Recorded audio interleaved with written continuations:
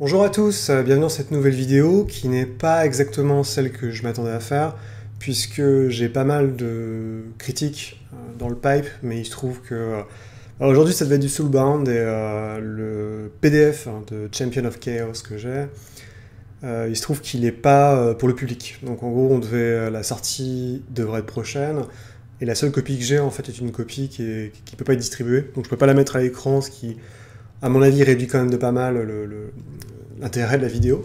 Donc je vais attendre un petit peu que Cubicle 7 se déparpatouille là-dessus, et puis je ferai la vidéo ensuite. J'ai quelques trucs aussi, j'ai du Free Aliga, il y a des trucs que j'ai demandé il y a quelques mois, et ça a apparu mystérieusement sur ma boîte mail, donc il y a ça. Mais je voulais pas vous parler de ça aujourd'hui, je voulais vous parler d'un autre scénario Delta Green que j'ai fait, donc je continue toujours la série de Black Site. Donc Black Site, c'est un bouquin qui regroupe plusieurs suppléments, certains des vieux, certains des nouveaux, faits par des twillers, faits par toute la team.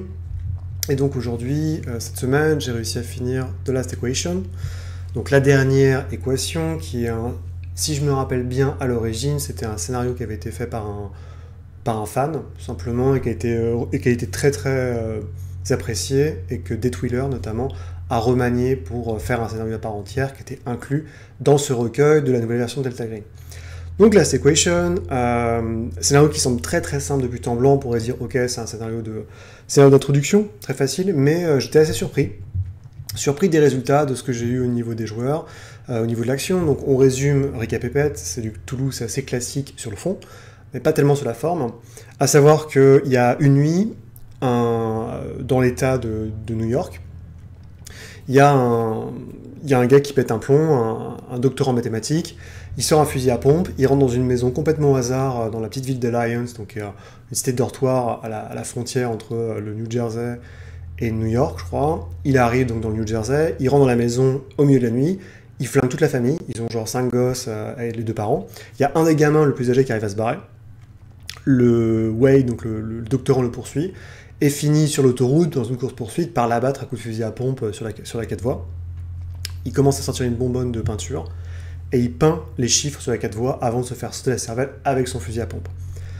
Delta Green arrive, parce que Delta Green reconnaît la séquence de chiffres, et ils savent que les chiffres sont toujours là où il y a du danger, et que c'est des chiffres qui potentiellement sont une combinaison magique, maléfique, que sais-je. Donc ils ordonnent immédiatement aux agents les plus proches de cacher toutes les sources physiques et digitalisées de la série de nombres, et aussi d'essayer de cacher, comme d'habitude, c'est Delta Green.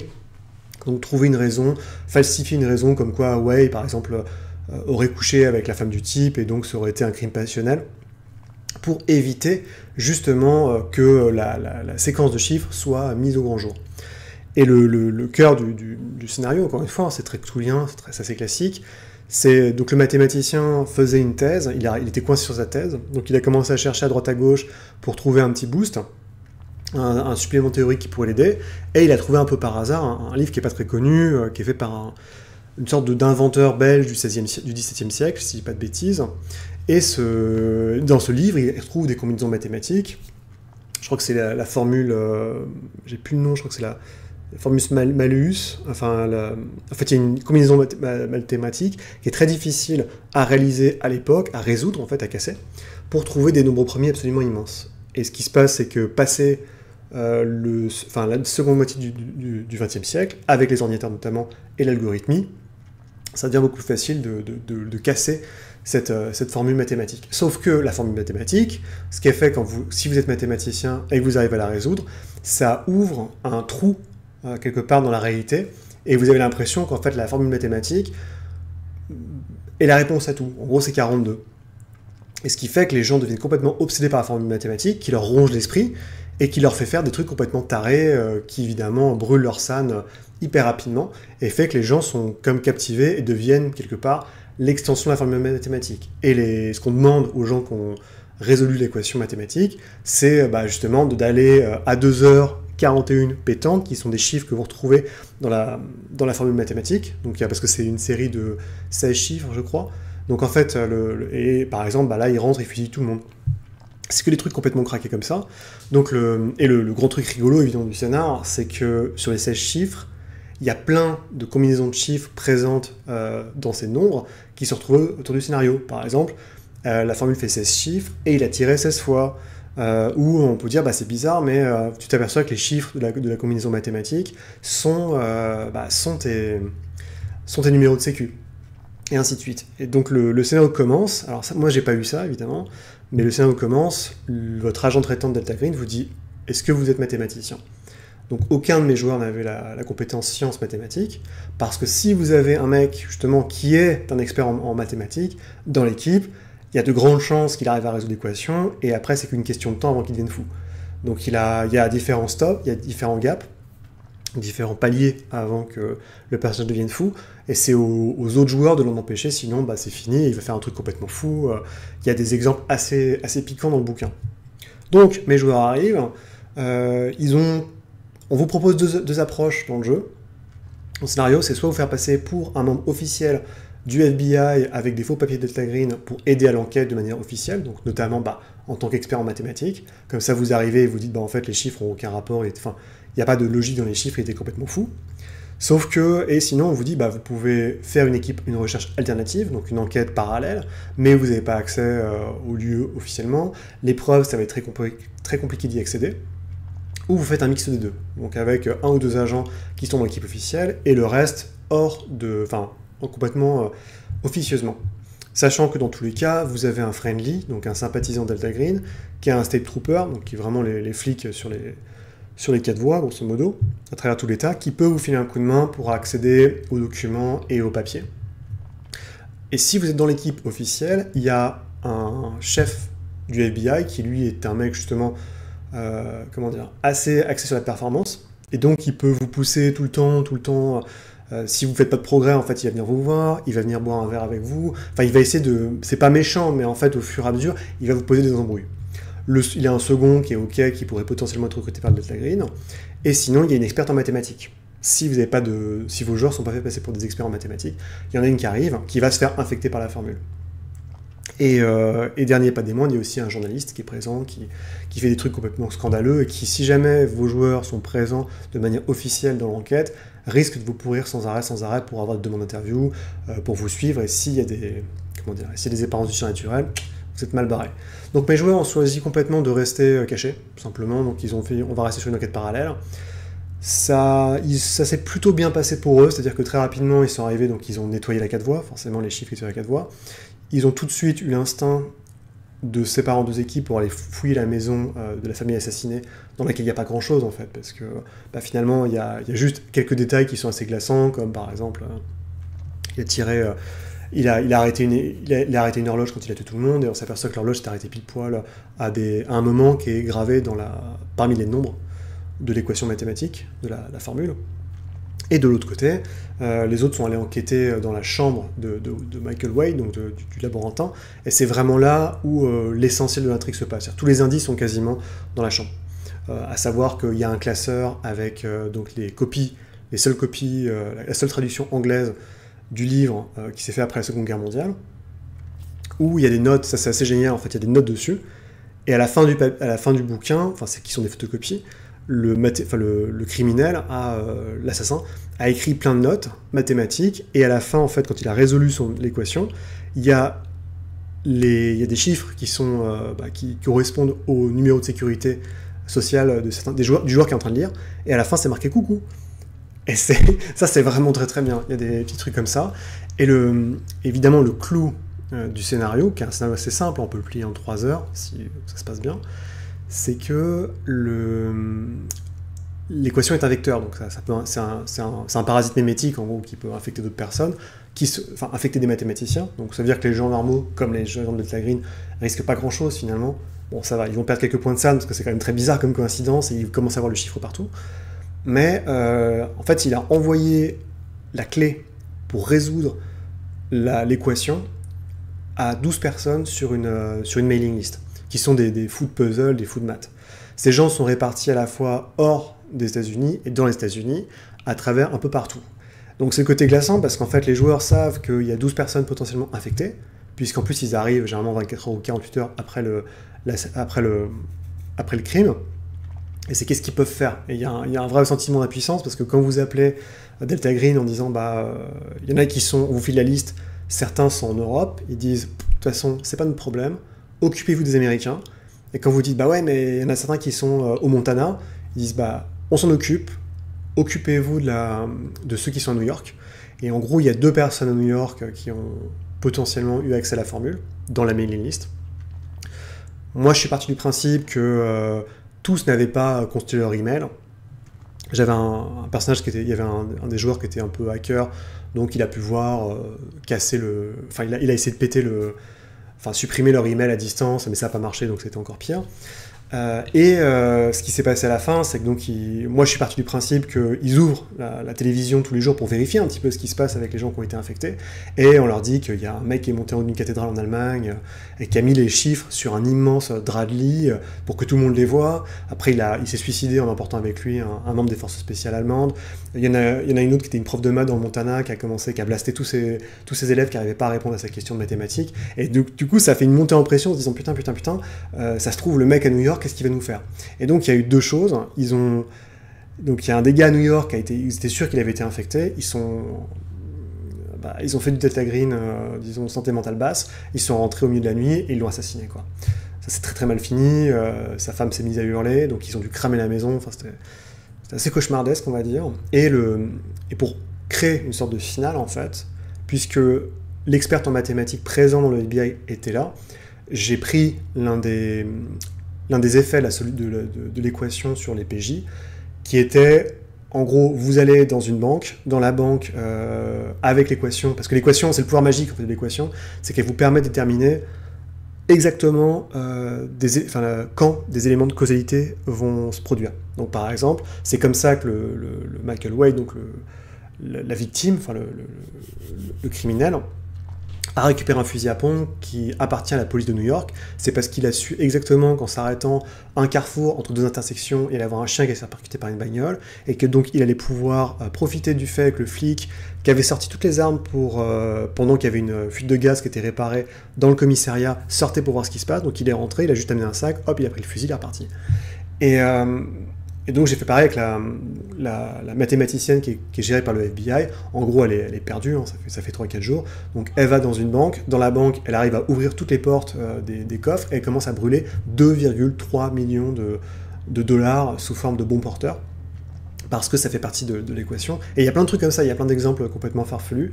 Donc les joueurs ont réussi à tilter là-dessus, ils ont foncé pour la retrouver. Et ils ont réussi à l'empêcher en fait ils ont réussi à l'empêcher de se foutre en l'air et de cramer en fait le coffre-fort de la banque, leur permettant au moins d'avoir la sensation d'avoir accompli quelque chose.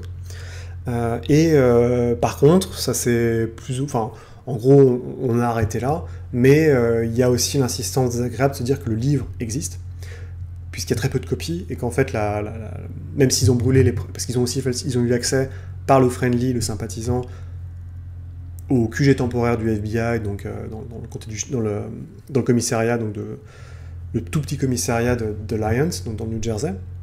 Ils ont falsifié les preuves, mais potentiellement, on ne sait pas, peut-être que l'un des agents Delta Green a laissé des preuves d'ADN, on verra par la suite. Clairement, ça a été assez violent par certains aspects. Et la copie originale du livre, parce qu'en fait, il ne reste plus qu'une seule copie, ils ont cherché sur Internet, se situe à l'Université libre de Bruxelles.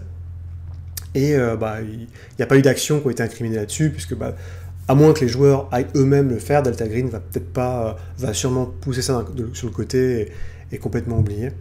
Donc c'est un peu le côté cruel du jeu, mais c'est comme ça que s'est arrêté la dernière équation. Donc encore une fois, c'est un scénario qui est assez rapide, qui se focalise vraiment sur qu'est-ce qui fait Delta Green, à savoir courir ses traces, falsifier des preuves, couper le vecteur du surnaturel par tous les moyens possibles, sachant que clairement c'est impossible de couper tous les vecteurs, puisqu'il y aura forcément des gens qui vont se faire infecter aux Philippines, en Allemagne, à l'autre bout du pays, et même en France d'ailleurs. Donc c'est assez pernicieux, mais c'est l'idée de choisir ses batailles et d'essayer contre vents et marées au moins de sauver 1 ou 2 personnes, sachant qu'on est vraiment dans l'esprit de Delta Green, puisque à côté, et je n'ai pas du tout joué comme ça, hein, donc c'est possible, mais si vous intégrez l'équipe officielle, il faut aussi jouer un double jeu avec un superviseur qui lui peut être extrêmement euh, violent en tant que limier et chercher à comprendre ce qui se passe et qui peut potentiellement vous révéler la conspiration. Pareil pour les journalistes, donc c'est vraiment... c'est un scénario qui est plus subtil, à mon humble avis, qu'il en a l'air. En tout cas, la conception est très très rigolote.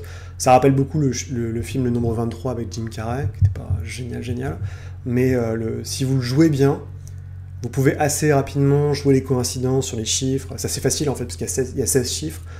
Et faire jouer en disant c'est ton numéro de téléphone, c'est des coordonnées GPS de ton adresse, ça va, puisque c'est comme ça qu'en fait Michael Way a pu déterminer pas mal d'éléments de son plan. Donc, et ça laisse aussi supposer aux joueurs en se disant je suis pas mathématicien, mais peut-être que je suis infecté parce que je vois les nombres partout. Alors qu'en fait c'est juste qu'ils ont raté leur jet de chance ou leur jet de SAN. Et évidemment, si vous avez un mathématicien, je pense que la situation la plus rigolote, c'est si vous avez un mathématicien dans le groupe, mais ça peut être assez rock'n'roll à jouer, puisqu'il y a toute une page parallèle sur qu'est-ce qui se passe si votre joueur est infecté, et s'il tombe dans la folie, en fait, s'il atteint son point de rupture à cause de l'équation, là c'est fini, quoi. Le personnage passe sous votre contrôle, il fait son petit jeu à côté, et son jeu c'est d'aller faire des trucs complètement fous, en espérant pendant que les autres joueurs se disent mais comment on va faire pour l'arrêter, parce qu'on est vraiment mal barré dans tous les cas. Donc voilà, c'était Last Equation. J'en ai encore deux à faire. J'ai Caligati et Exprofundis, Deprofundis, je sais plus, celui qui est assez vénère. Je le garde pour la fin, celui-là, parce qu'il est assez violent. Et Caligati, faut que je le bosse, que c'est complètement différent. Ça se passe ça se passe en Irak, on joue des personnages prétirés un peu différents. En Afghanistan. Et sinon, non, normalement, j'ai la chance, je vais pouvoir lancer la campagne sur... God's Hunt, donc c'est les 4 derniers scénars qui sont sortis de Delta Green, qui sont des compléments de la campagne God's Teeth, qui sont plutôt pas mal, chacun porté sur un thème très américano, année 2020, les drones, la légalisation de la marijuana, la corruption chez les policiers et les applications pour téléphone. Donc j'ai très très hâte de voir ça, je reçois ma copie, parce que je l'ai en PDF, mais j'ai galéré, mais j'ai trouvé une copie physique que j'ai achetée en Espagne. Parce que quand vous achetez aux États-Unis, c'est impossible. En gros, les frais de port vous coûtent aussi cher que les bouquins. Le bouquin, sans les taxes, vaut 40 €. Les taxes, c'est automatique. Le shipping, donc les frais d'envoi, c'est 50 balles. Et c'est un peu dommage, mais je vais attendre parce qu'il y a le nouveau livre, ils ont fait une nouvelle version de l'écran qui va sortir. Je pense que je vais attendre qu'elle tombe chez Philibert ou autre pour l'avoir, pour pas trop cher quand même. Mais il n'y a pas grand chose de changé, je crois qu'ils ont juste changé quelques trucs au niveau des tables et compagnie. Mais si vous avez l'ancien, c'est parfait, c'est juste pour avoir... Mais moi, vu que j'ai pas l'écran, ça peut être assez utile. Et puis sinon, prochainement, comme je disais, il y a beaucoup de trucs qui arrivent dans le pipe. Il y a Champion of Chaos, donc j'ai beaucoup bossé j'ai beaucoup préparé Soulbound, en tout cas la lecture de la gamme pour justement pas arriver gros gens comme devant.